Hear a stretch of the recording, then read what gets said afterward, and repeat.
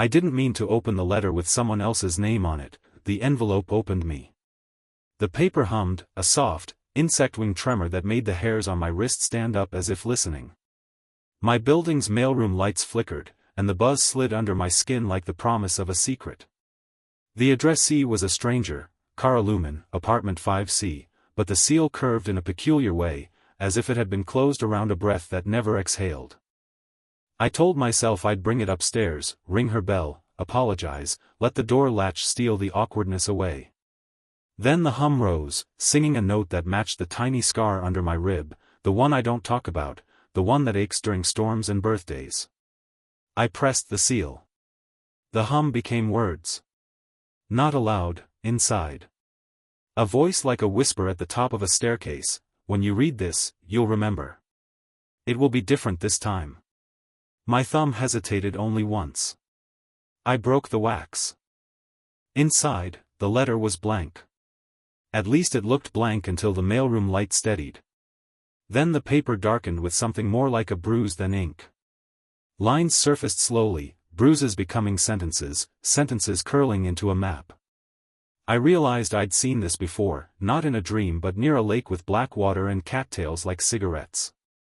A summer night cut with crickets. A bell. My name, spoken by a stranger in a coat that smelled like rain and oranges. The map showed my building. It showed the stairwell, a curled ribbon around a spine, and it showed a dot pulsing on the 5th floor. The dot beat in time with my pulse. I folded the letter, slipped it into my jacket, and climbed. The hum threaded the air, guiding or goading me. On the 3rd floor, Mrs. Hahn's door opened against its chain and her cat hissed like frayed wire.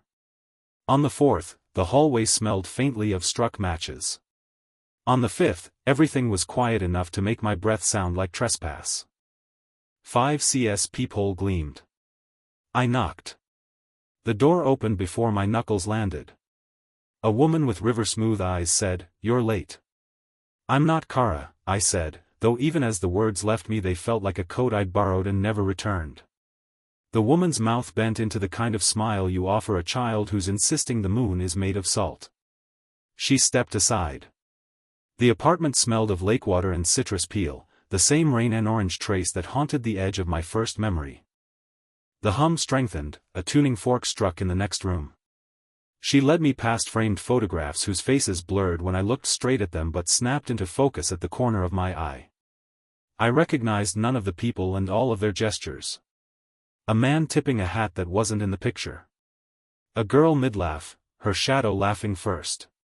In the living room, a bell sat on a table, small, hand-sized, old brass. It vibrated the way a held breath does. "You're late," she repeated, gentler this time. "But not too late. Sit." Her hair carried a wet sheen as if she'd just come in from weather, though the windows were dry. I took a squeaking chair.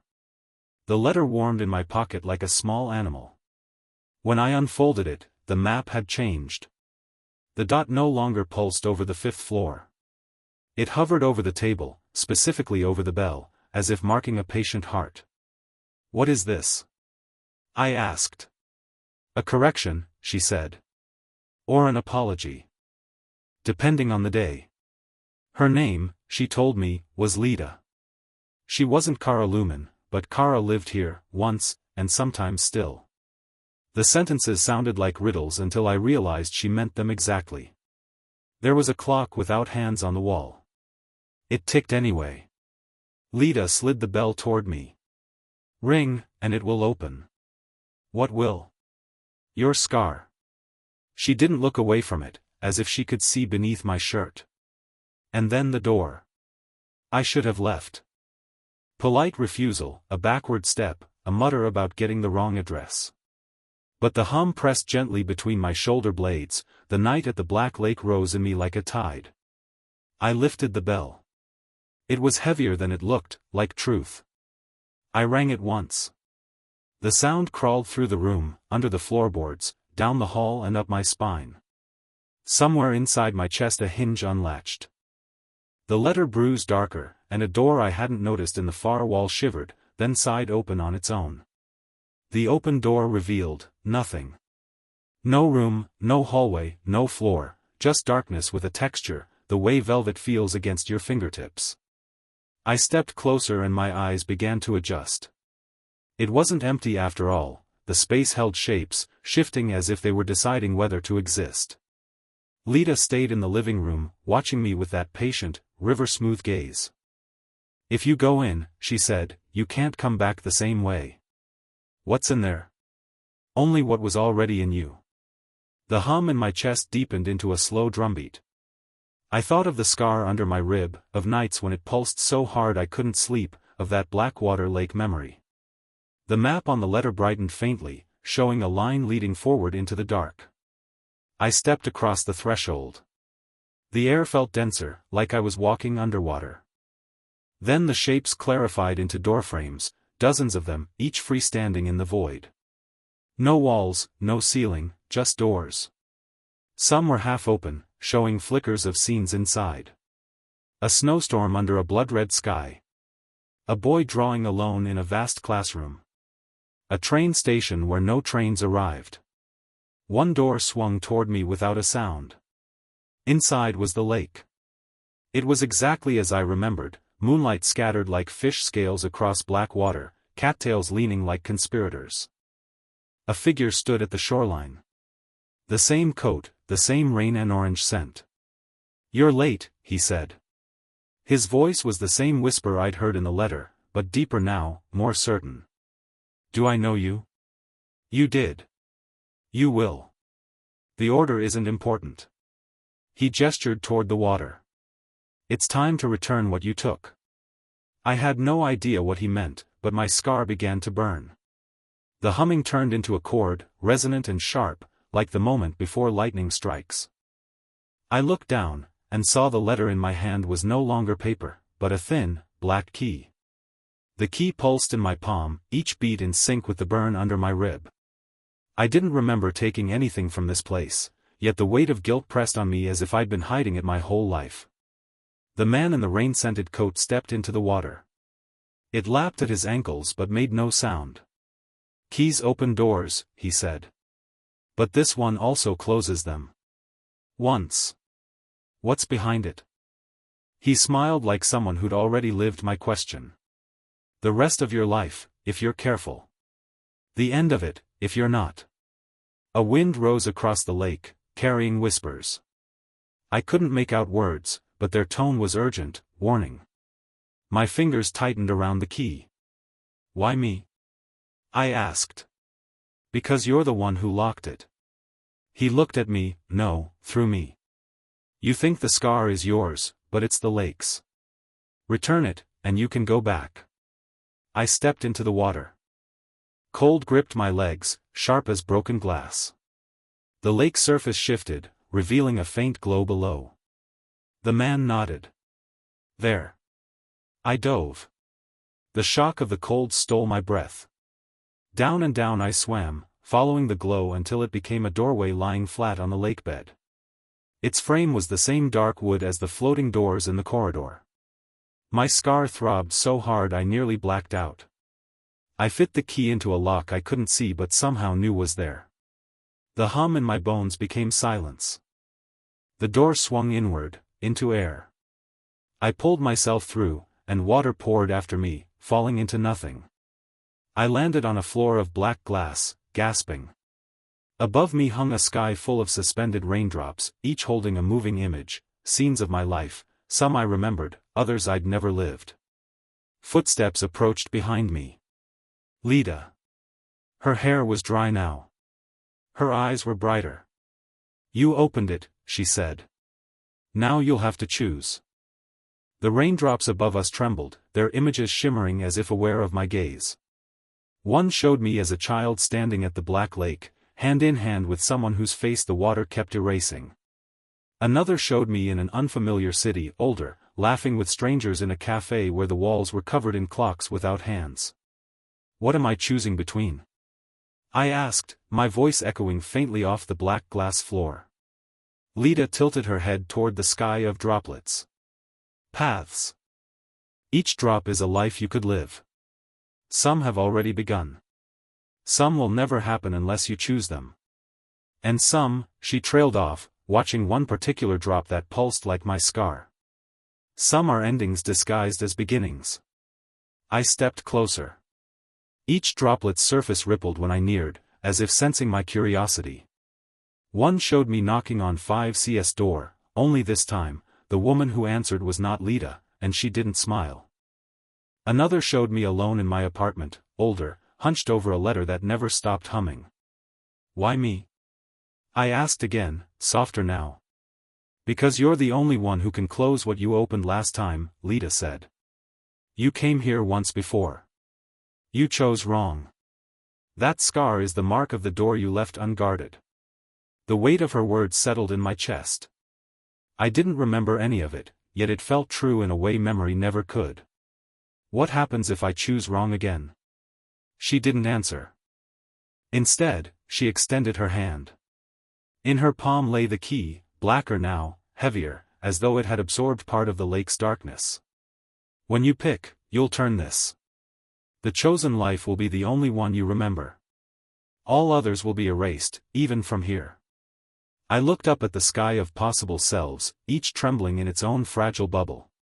One of them, farthest from me, barely visible, flared suddenly bright, like a lighthouse through fog. It was the only drop that seemed to be looking back at me. The bright droplet swelled, drifting lower until it hovered just above my reach.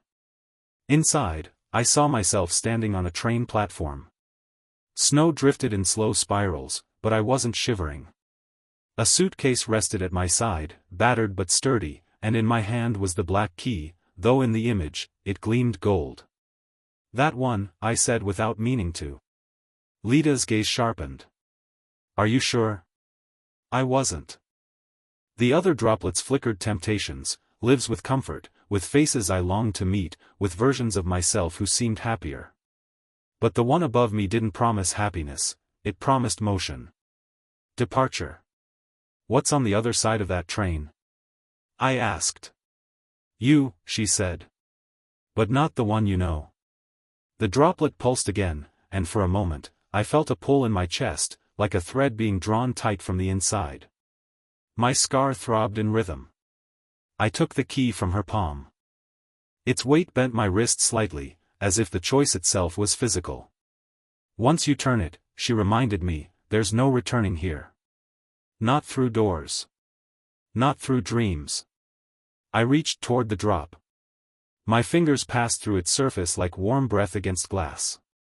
Instantly, the platform air surrounded me, cold, sharp, alive. The key in my hand shone brighter. Behind me, I thought I heard the lake's water crashing, though there was no lake here. Lita's voice echoed faintly, remember, arrival is just another kind of door.